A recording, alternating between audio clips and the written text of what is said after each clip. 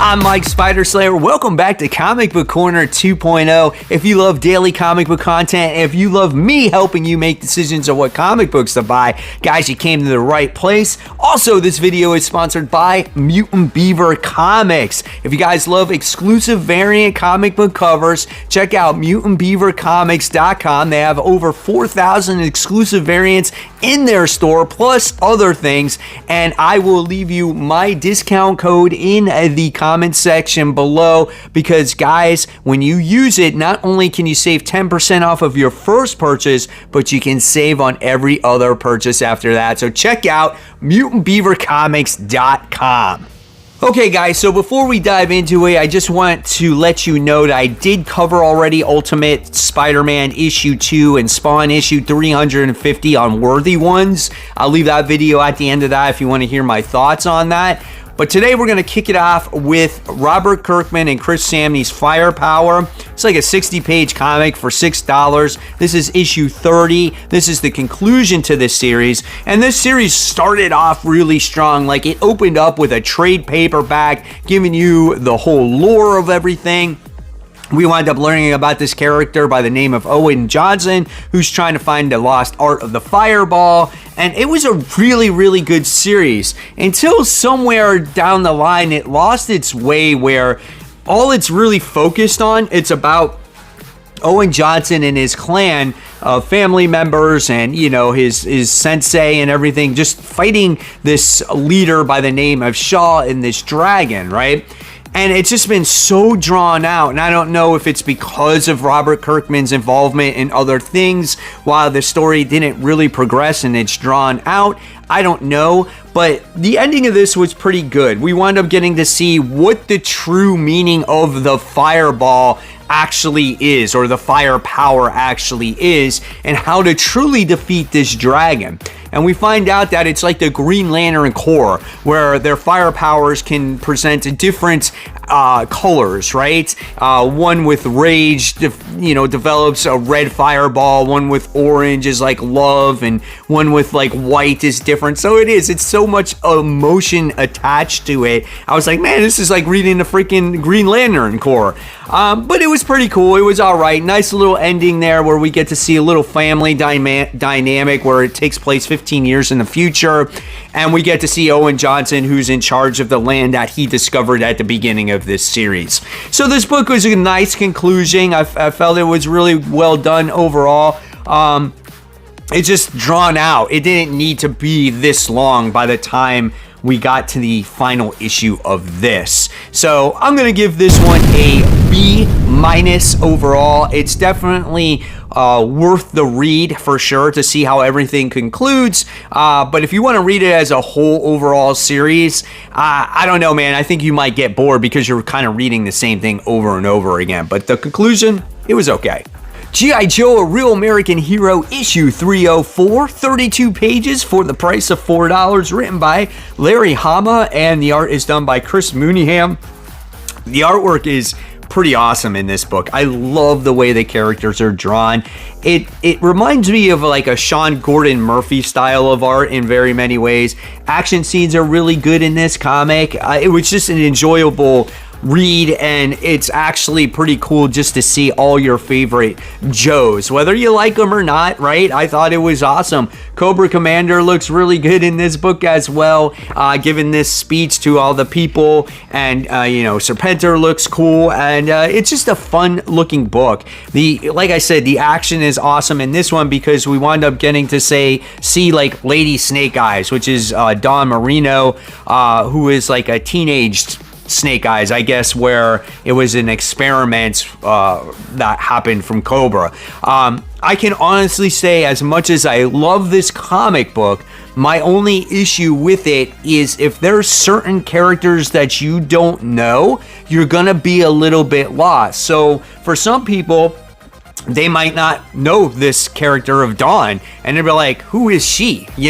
So I feel like as a new reader, I feel like this is not always the best read for people, but for longtime G.I. Joe fans, I think it definitely is. And again, in this issue, you just wind up getting to see Dawn fight off these like blue ninja characters. It was pretty cool because you see Serpentor and Dr. Mindbender coming up with this like AI, these like zombified type of like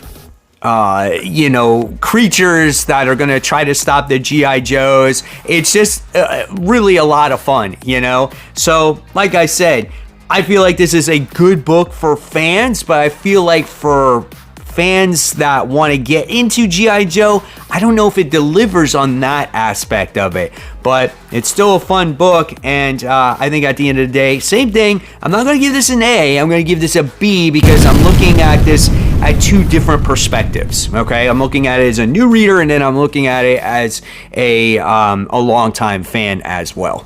The Sentry, this is issue 3. This has been a pretty enjoyable read. This is written by Jason Liu, and the artwork is done by Luigi Zagaria and David Cutler, right? The artwork is pretty good in this book. I love the facial expressions. Here we get to see what is supposed to be the new Sentry, but it's not really. His name is like Ryan Topper, and he's one of 6 people that have acquired Sentry powers, but he wants to be the power hog because he wants to be the only Sentry around. So he's been going to other people and basically killing them so he can acquire all of the Sentry's power. Now, as you acquire all this power as well, you create the instability of the Sentry because we all knew that he's not quite with it, right? Now, the other character, which I think in the long run is going to actually be the main Sentry going forward, which is the female. We get to see her still alive and, her dealing with the powers and trying to learn to, handle them because she obviously has a disability. And when you read the book, you'll understand what I'm talking about. And I like the mystery here. I like the mystery between Misty Knight and Jessica Jones trying to find out all the people that have the powers. Where did the people go that did acquire powers that wind up going missing? And I thought it was a lot of fun. So, at the end of the day, this is a book that's definitely has exceeded my expectations. Some people might completely hate this and be like, "Oh, look, we're possibly making another Sentry character into a female, and she has a disability and all this other stuff." That doesn't bother me. I like the result of how it's getting to the point of where it's getting to. They're kind of building this character up. I don't think it will be this Ryan Topper guy. I think it will be the girl in the wheelchair. I could be wrong, but this is another solid read. Like I said, this is a B book for me. It's entertaining, man. I like it. Very enjoyable. The Tenement. This is issue 9. Hard to believe we're 9 issues of this. 32 pages for $4. This one's written by Jeff Lemire, and the artwork is done by Andrea Sorrentino. The artwork in this book is gruesome. I mean, look at that weird fly, right? This book is weird. It's disturbing. It's just insane. Check out that artwork in there. But if you love horror books, you love Jeff Lemire's crazy mentality, I think this is going to be the book for you guys. This is quite interesting as we've gotten to see the 7 tenants that live in this building that are in this apartment complex. They've come together and they have to escape this place. And in this issue, in the beginning of it, you kind of learn like how these 7 beings have been around since forever, right? The only thing I don't like about a comic book is when it goes into detail of history and stuff like that, and it does its, lettering in scripture like that or in cursive writing. I can't freaking read that shit, man. It takes me out of the comic book. So a little bit in the beginning, I was like, I don't like that part. But then you get back to the main story of just like everyone feeling like they're in this like bliss, and then everything just starts going dark and everyone going into like the next level. Like in this story, you wind up in the 2nd floor, and I guess you're getting closer and closer to hell or whatever it is. The lower of the floors you get to, and now they're getting to floor 1, and it's just getting very much darker, and this is a huge mystery at the same time. So by the time we get to the next issue, I think everything is concluded. I'm not sure. Maybe.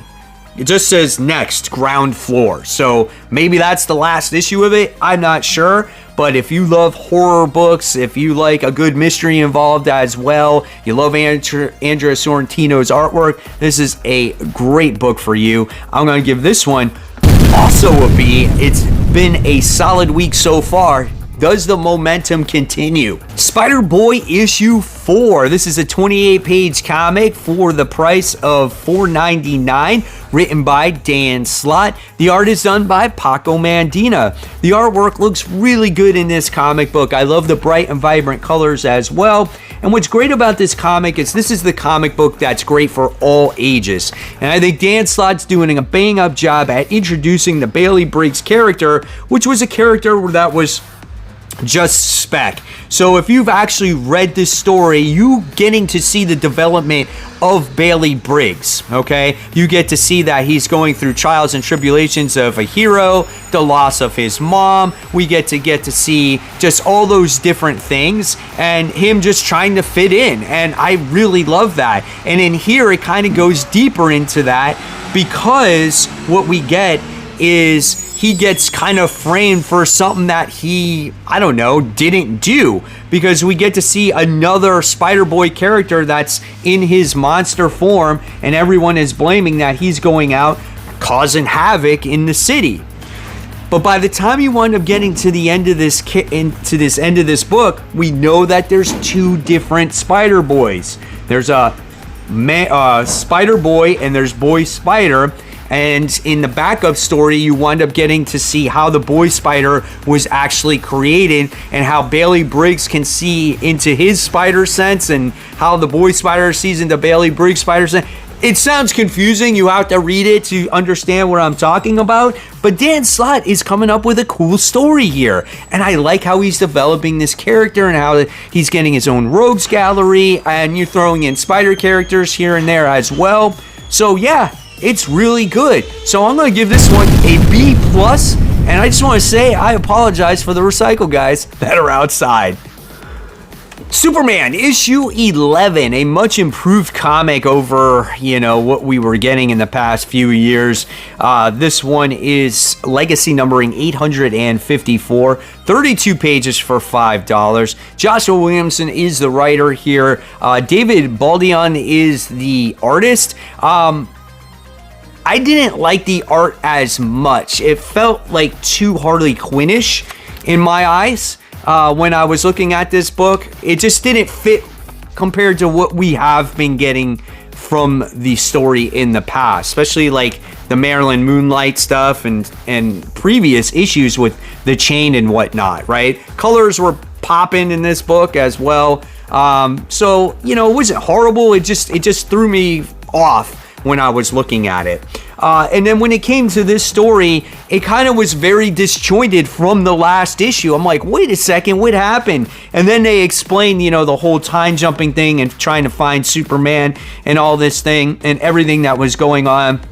We had the chain that shows up, Dr. Farm that shows up in this book, explaining this like kryptonite hand and how they can sensitize the kryptonite and how they were abusing Superman with all the other different kryptonites. And, we get an explanation of what's going on with Lena Luthor. And, I thought that this one was a little bit long-winded for me. It took a while to get to where it needed. And by the time I got to the end of it, I was kind of like, oh, they're poisoning the city with kryptonite gas. Like, where have I seen that before? Joker War, the Scarecrow event that was going on in Batman. Like, and now we're getting that in Superman. Nothing new there. So I was kind of like a little bit let down. I mean, the story was fine, but it wasn't anything that just blew me out of the water. It wasn't nearly as good as the previous issues. So I'm just going to give this one a C, and hopefully it goes in a better direction going forward. Not every issue is going to be great, and this series has been a lot better. Spider-Woman, this is issue 4. We're on legacy numbering 120. This is a 28-page comic for $4. The writer here is Steve Fox. The artist is Caroline Borelli. Thank you. The artwork's pretty good. There's some action scenes in this comic. There's definitely some emotional moments in this comic.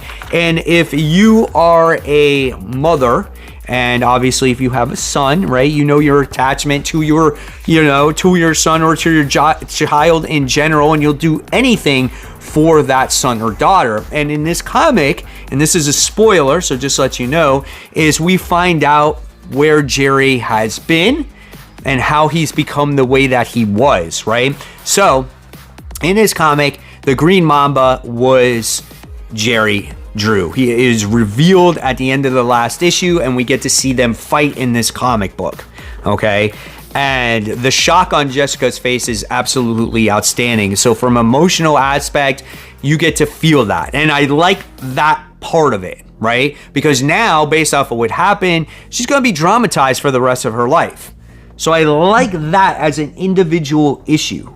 But for the ramifications going forward, right, I hate it at the same time. We saw this in Super Sons, or we saw this in Superman, where they aged up John Kent.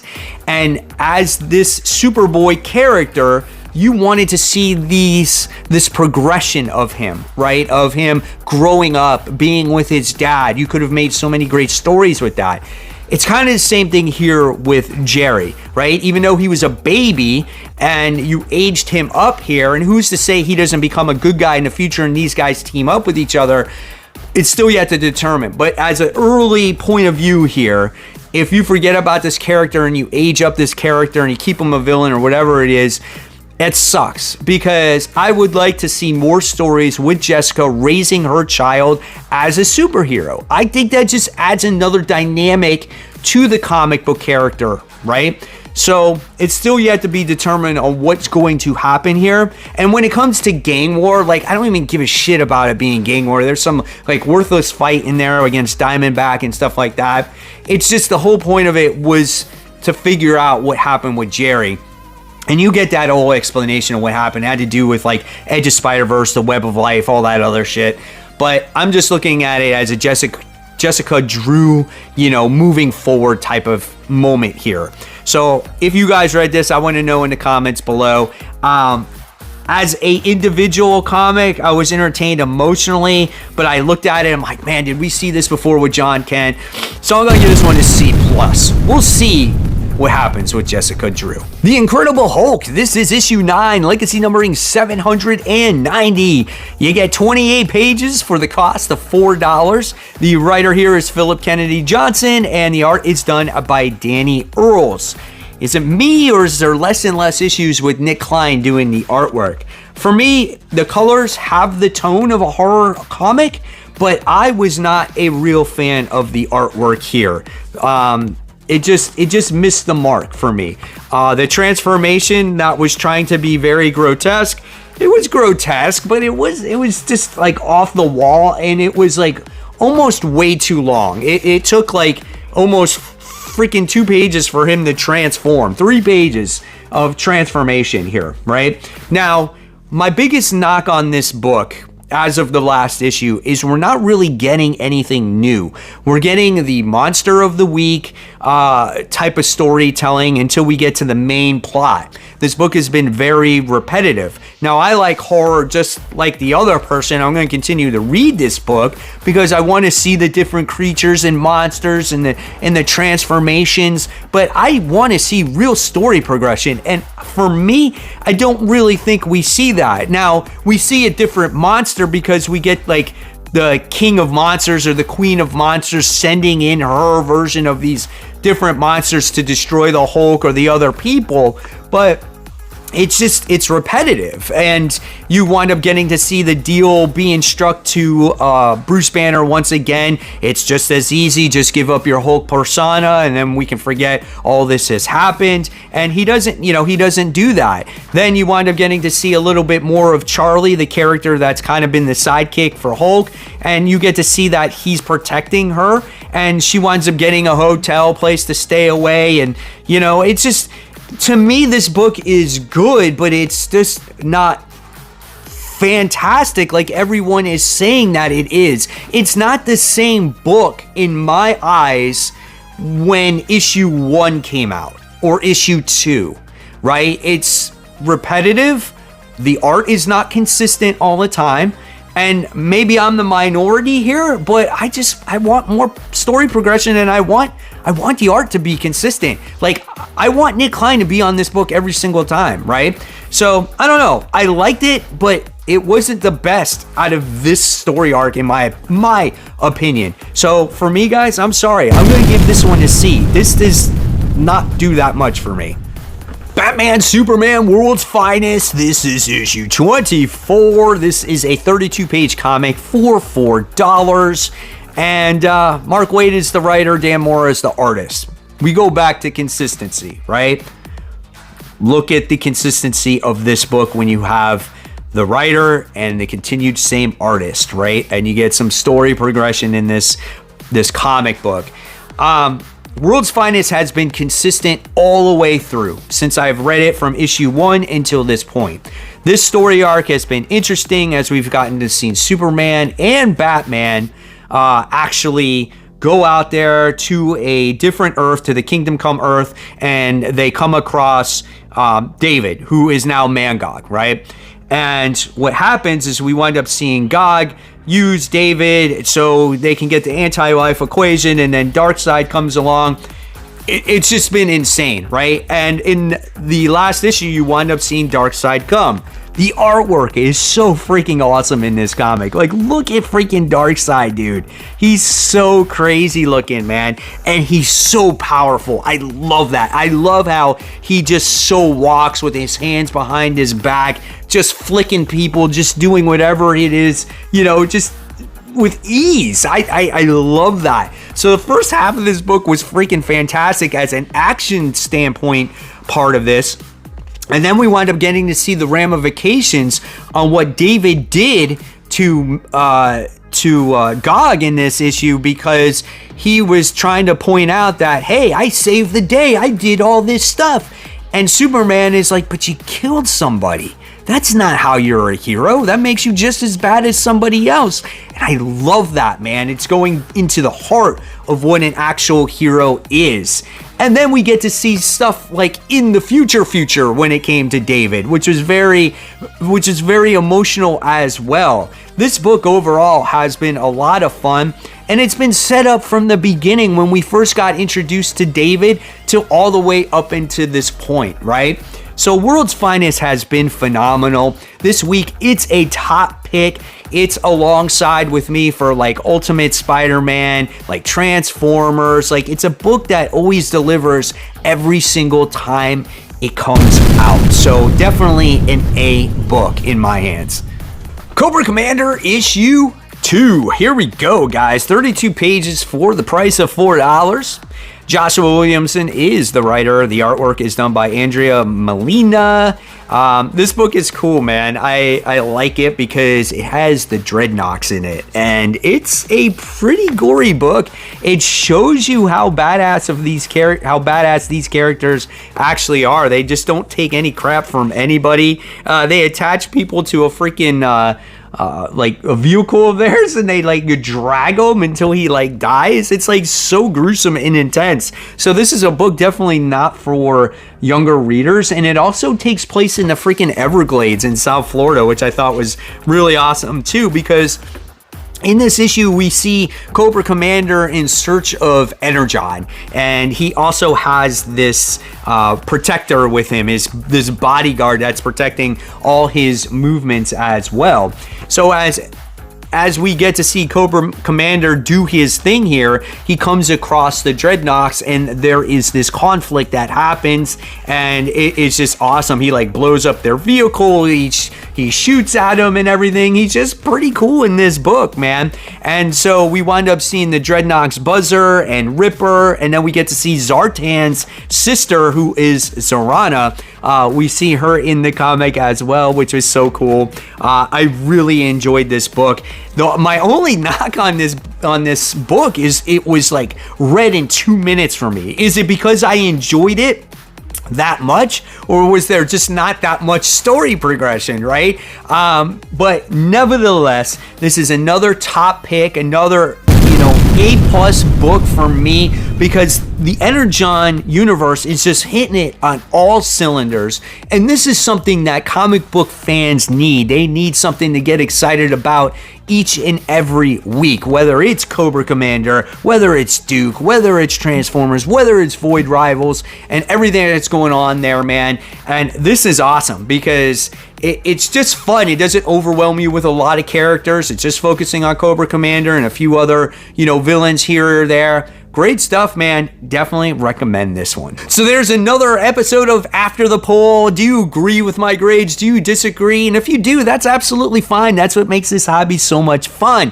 And if you want to see my thoughts on some of the new issue 1s that came out this week and my thoughts on Ultimate Spider-Man, like I said, you're going to want to check out this video, Worthy Ones, and see if you agree with my thoughts there as well. So as always, guys, support the local comic shops. Keep buying, keep collecting, but always remember, read those comics, and thank you for your support, guys. Love you all. Take care. Bye.